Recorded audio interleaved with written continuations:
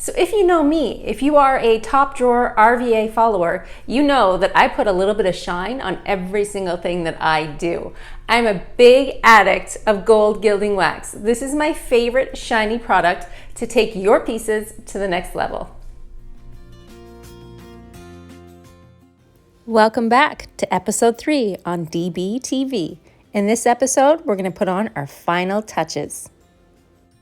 We're almost finished painting this beautiful secretary. I just want to add a little bit more bling. So for the top 3 drawers, we're going to get out our Patterns silkscreen stencil. So what is a silkscreen stencil? Well, let me tell you, it's fabulous. I love silkscreen stencils. They are so defined and you can get the best definite looks for your piece. A silkscreen stencil has a sticky back and a little mesh screen in between the stencil. So when you put your paint through that mesh screen, it doesn't get under, it doesn't bleed through, and you're left with the perfect definite stencil. So this pattern stencil is going to go in a faded manner at the front part of these 3 small drawers. You can wash and reuse these stencils up to 10 times. I find though, for small areas like this, I like to cut my stencil to size, wash it and put it aside. That way I always have many pieces to pick from. So after you use your silkscreen stencil, all you need to do is take it to your sink with warm water and your scrubby soap, and you can wash it up really well. Lay it face down so the sticky side is up to get dry, and then put it right back onto that white backing paper. It'll keep it safe and sound for the next time you want it.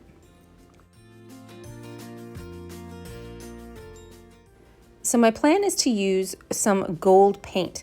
I love the Moonshine Metallic line when you're using silkscreen stencils. Number 1, the paint is a little bit thinner, so it just pushes great right through that silkscreen stencil. Number 2, it always adds that little bit of shine that I go for on every single piece.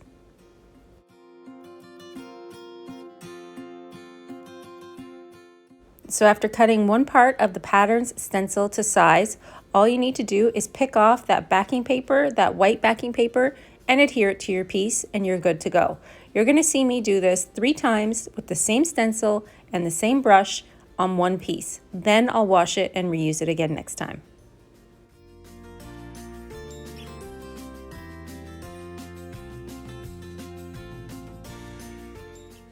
So there's a couple of different ways you can apply your paint through the stencil. You can use a foam and dandy brush, you can use a cut up blue sponge, you can use a paintbrush, you can use a foam applicator. Whatever you have on hand to push that paint through the screen is the best way to apply it.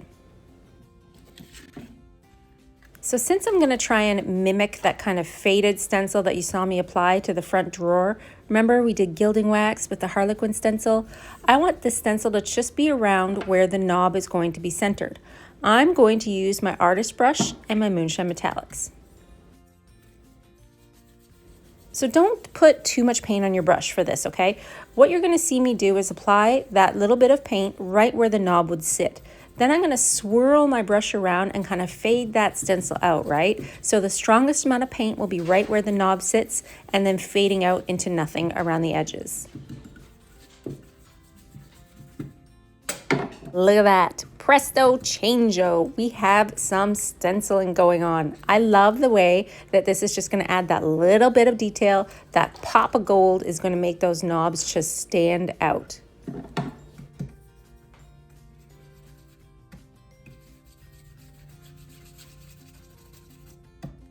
This is a really fun look too to do on the sides of your drawers. So if you have a beautiful dresser or a bureau, something that you want to add that little bit of detail to, when you open the drawers, I love to add silkscreen stencils to the sides of my pieces.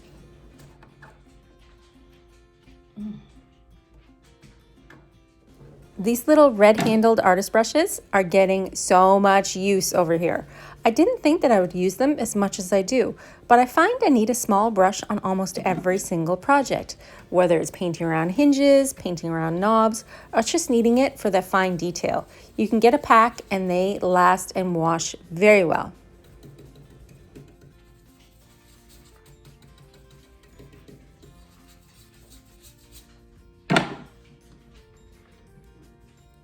All right, let's talk about top coats for a minute. There's a couple of different options when you want to top coat your chalk mineral paint. You can use your satin clear coat, which is my favorite. You can also use wax, you can use gloss, you can use flat, you could use gator hide, you can even use extra coat.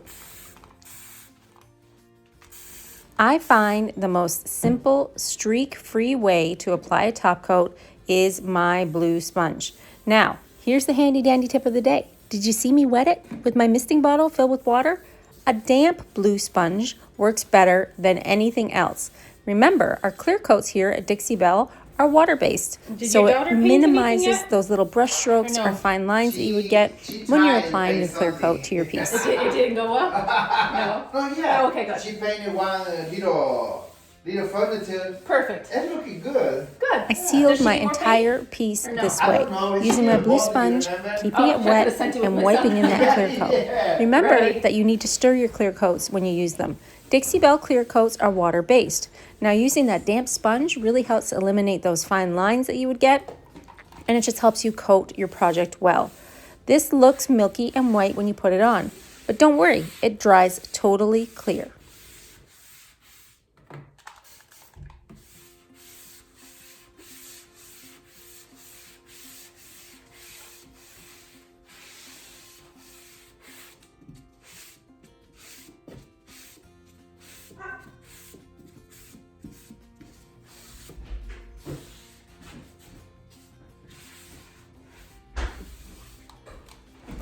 We're almost done. You didn't think that I would let you get away that easy without adding a transfer? Come on! Bells and whistles are one of my favorite things to add to a piece.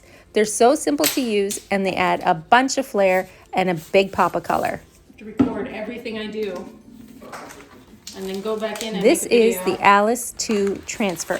So, what's the plan? Well, this is already looking like a wild piece, right? We have the Harlequin pattern, we have gold, we have dusty blue, we have all these colors kind of mixed together. I don't want to put that front and center, although, believe me, I considered putting her right there on the front. Instead, we're going to take this transfer and apply it to the inside parts of the drawers, because this piece is kind of strange. Because I've never seen a piece like this before, with the sides that open rather than the front. So when you open up your drawers or your cupboard, you're going to see that beautiful little transfer. It's going to be a pop of whimsy, a little bit of color, and a little surprise for whoever decides to take this piece home. Applying a bells and whistles transfer is super duper easy. Trust me when I say that anybody can do this. It's really not hard. You're going to peel off that white backing. You're going to take your image and place it down and smooth it with your hands. You're then going to take that little burnishing tool, that little wood stick that you get inside every tube of transfer, and you're going to gently rub your image. When you gently rub your image and you pull away that clear protective paper, what's going to happen is you're going to see that transfer stick to whatever it is that you're applying it onto.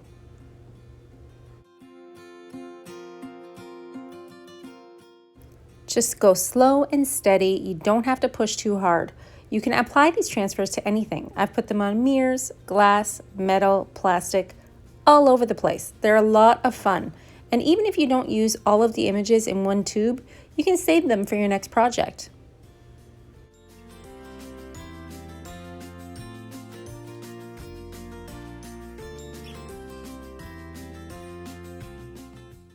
You can kind of see, if you look at the transfer as I'm working that stick down, the difference in color. What happens is that protective sheet, that clear protective sheet, starts to become a little bit more opaque. It's not as translucent with the image. So when it goes opaque, that's when you know that it's stuck down onto the piece. So you can work from the bottom, you can work from the top, whatever it is that you want to do. This is not a hard job.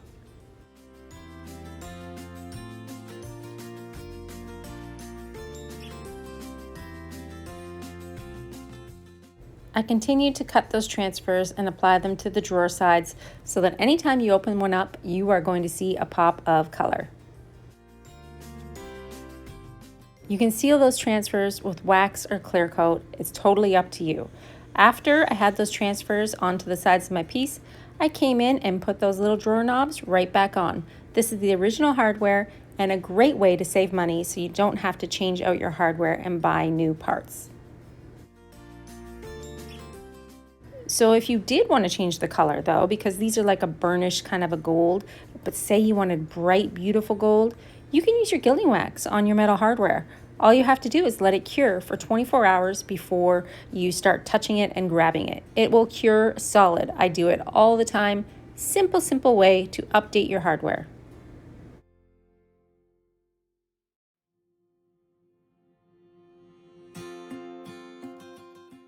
Also, I'm going to share a little secret with you about this piece. Those top 3 drawers were the only drawers that came out, which means that this piece with its drawers in weighed about a bajillion pounds. This piece was so heavy. I don't know why all of this particle board manufactured wood is so stinking heavy, but at the end of the day, it now looks super cute, even if it's heavy or not.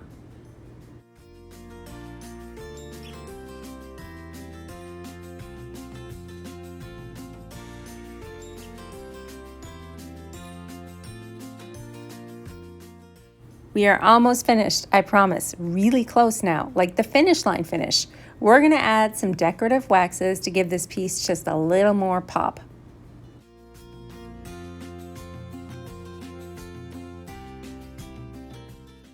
So since I already sealed this piece with my satin clear coat, I'm going to come in now with my best dang wax in black.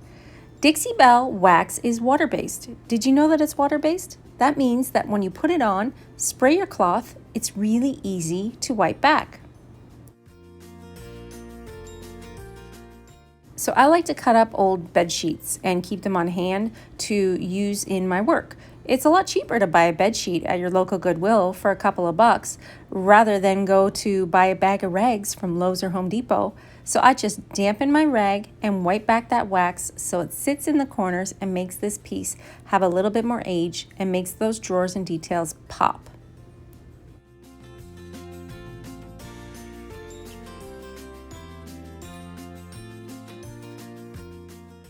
The brush that I like to use for applying my wax is always my French tip. This is a natural fiber brush that gets really well into the edges and pushes that wax around. It also comes up really clean when you wash it.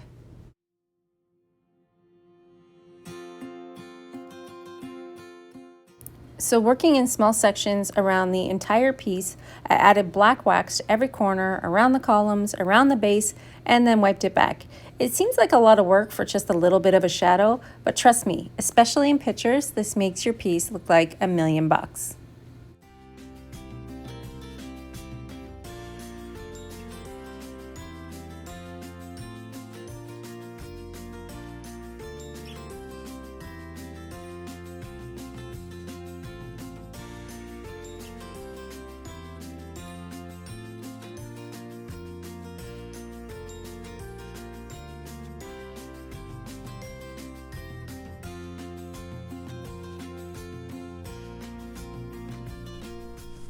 So let's talk for a quick minute about waxes and why I kind of do things in the order that I do them. So you saw me use my clear coat with my blue sponge to seal my piece. This gilding wax has been cured for multiple days. I've spread this project out over a period of time. So once I have used clear coat to seal in my furniture, that's when I start to play with waxes. Waxes for me are always a great accent. So let's talk about the 2 that I used. So we have Best Stain Wax in black, which you saw me apply with my French tip.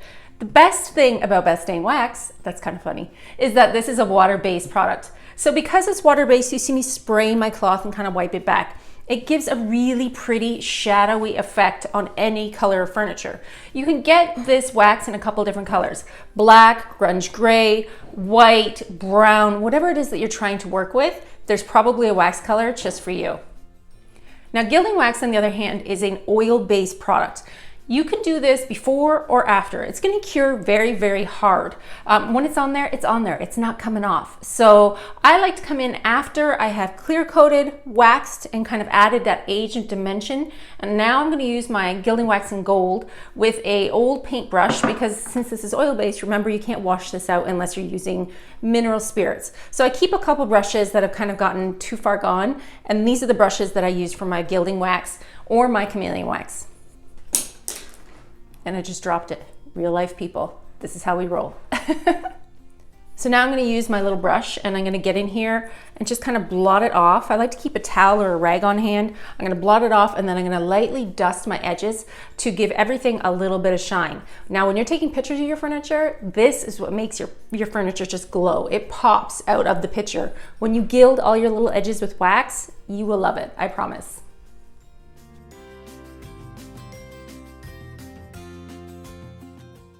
You guys see me use gilding wax on a lot of my pieces, but don't forget, gilding wax comes in many, many different colors.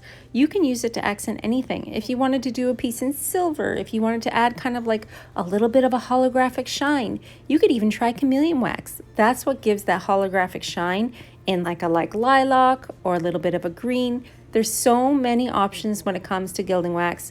And the fact that it's oil-based and it hardens and cures is my #1 favorite thing about it.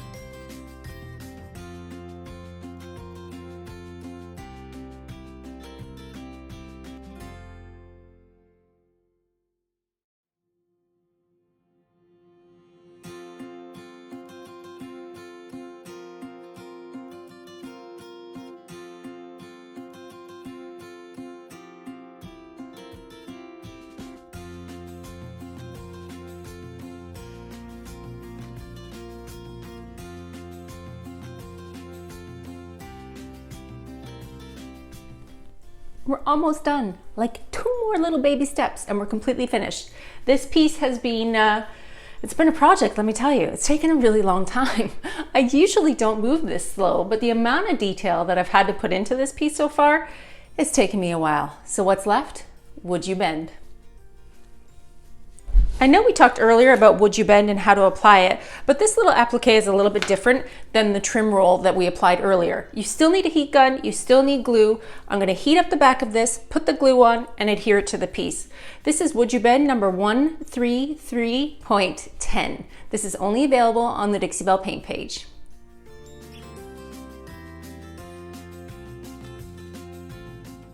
Did you know that Dixie Belle's Would You Bend designs are completely exclusive and only for them?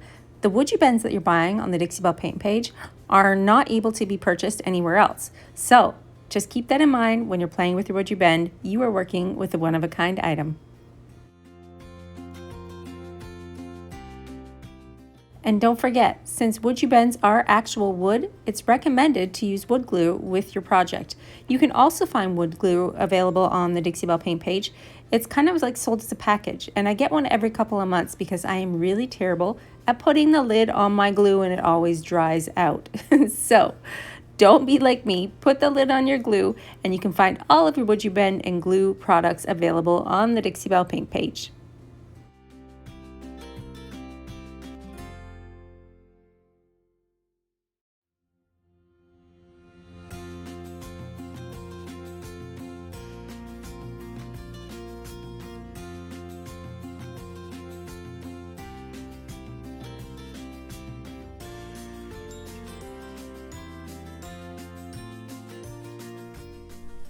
I often get the question as to why I heat the Would You Bend one more time after I put it on the piece.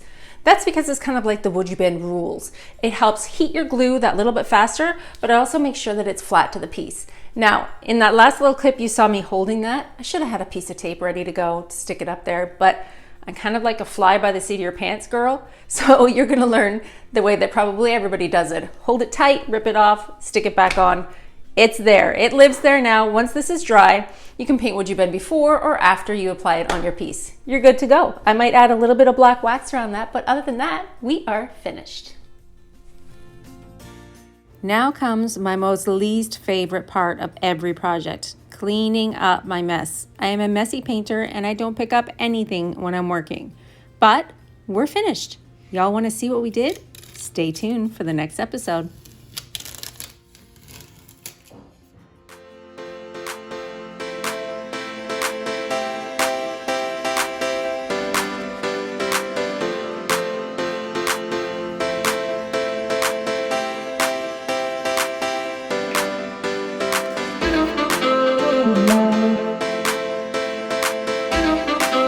Thank you.